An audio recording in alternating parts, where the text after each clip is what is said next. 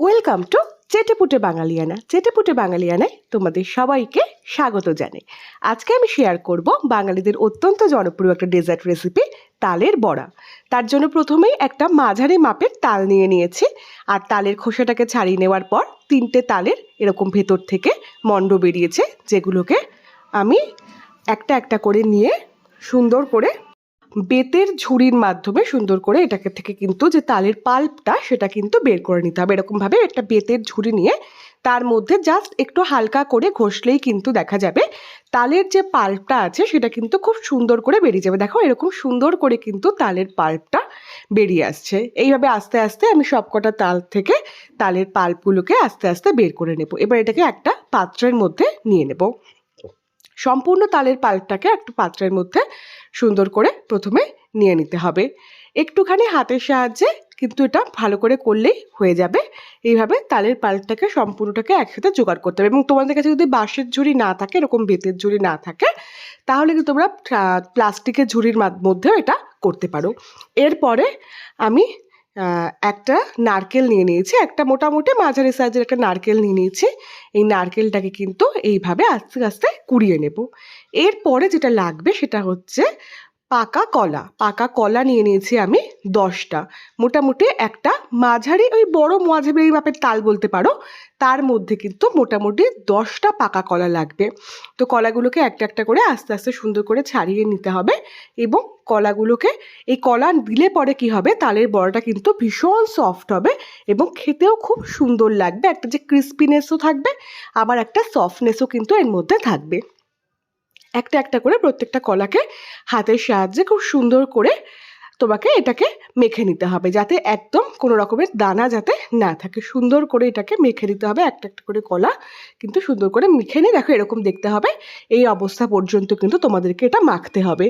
এরপরে আমি এর মধ্যে মোটামুটি একটা 200 গ্রামের যে সুজির প্যাকেট হয় না, সেই 200 গ্রাম সুজি কিন্তু এর মধ্যে নিয়ে নিচ্ছি। আমি কোয়ান্টিটিগুলো একদম এক্স্যাক্ট বলছি।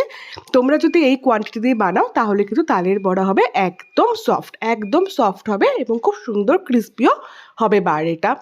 তো প্রথমে কি করলাম, আমি এরপরে ওটার মধ্যে আমি এটা দিয়ে মেখে নেওয়ার পরে, সুজিটা দিয়ে মেখে নেওয়ার পরে এর মধ্যে ওই যে আগে থেকে নারকেলটা কুড়িয়ে রেখেছিলাম সেটাকে মেখে নিচ্ছি। অর্থাৎ আমি আগে বাকি যে ইনগ্রিডিয়েন্টসগুলো রয়েছে সেগুলোকে কিন্তু তৈরি করে নিচ্ছি। তালটা তো আমার গোলা হয়েই গেছে, আর এদিকে বাকি ইনগ্রিডিয়েন্টসগুলোকে সুন্দর করে তৈরি করে নিচ্ছি। মানে এই যে কলা, 10টা কলা, 200 গ্রাম সুজি আর একটা নারকেল, সেটাকে খুব সুন্দর করে মিশিয়ে নিচ্ছি।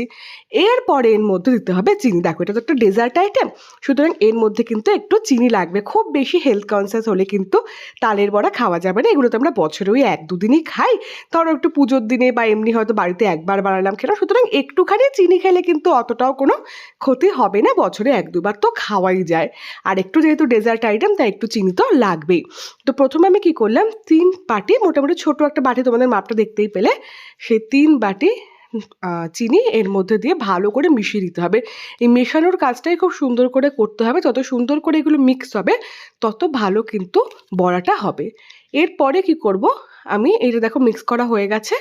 এরপরে কিন্তু আমি এর মধ্যে তালটাকে দিয়ে নেব। যে তালটা আমি আগে থেকে পাল্পটা বের করে রেখেছিলাম, সেই তালটাকে এর মধ্যে দিয়ে দিচ্ছি। খুব সুন্দর করে আস্তে আস্তে করে তালটাকে কিন্তু এর মধ্যে দিয়ে খুব ভালো করে এটাকে কিন্তু মিক্স করতে হবে। খুব সুন্দর করে যেন বাকি ইনগ্রিডিয়েন্টসগুলোর সাথে তালটা মিক্স হয়ে যায়, সেটার দিকে কিন্তু আমাদের নজর রাখতে হবে।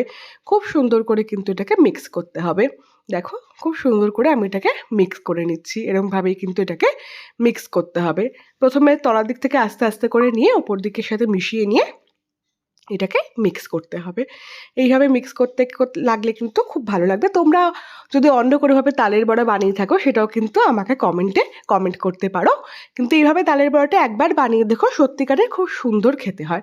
দেখো, মিক্স করা হয়ে গেছে। আমারও ধরো হাতে 2-3 মিনিট মতো সময় নিয়ে মিক্স করলেই কিন্তু এটা সুন্দর করে মিক্স হয়ে যাবে। দেখো, মিক্স করা হয়ে গেছে।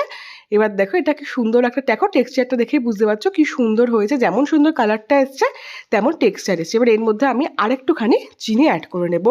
আরও 1 বাটি চিনি দিয়ে দিলাম। বারবার বলছি এটা ডেজার্ট আইটেম, তাই এর মধ্যে একটু চিনি কিন্তু লাগবে। তোমরা বুঝতেই পারছো, দেখো একটা বড় পিতলের গামলার মধ্যে করে আমি করছি এবং সেটাতে কতটা কোয়ান্টিটি হয়েছে, সুতরাং এতটা কোয়ান্টিটির জন্য একটু চিনি কিন্তু লাগবে, কারণ তালের বড়া তো মিষ্টি না হলে ভালো লাগে না, তাই একটু চিনি কিন্তু দিতেই হবে।